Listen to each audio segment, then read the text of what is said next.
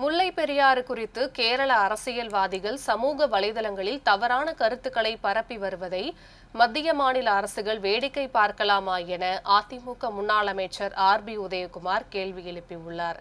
இது தொடர்பாக வீடியோ வெளியிட்டுள்ள அவர், முல்லை பெரியாறு பிரச்சினையில் முதலமைச்சர் ஸ்டாலின் வாய் திறக்காமல் மௌனமாக காத்திருப்பதில் மர்மம் என்ன என்று கேள்வி எழுப்பியுள்ளார்.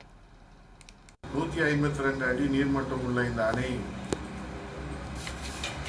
பலவீனம் அடைந்து விட்டதாக 1979 முதல் கேரள அரசியல்வாதிகள் பிரச்சனை செய்து வருவது நமக்கு கவலைக்குரிய ஒரு விஷயமாக தொடர்ந்து கொண்டே இருக்கிறது.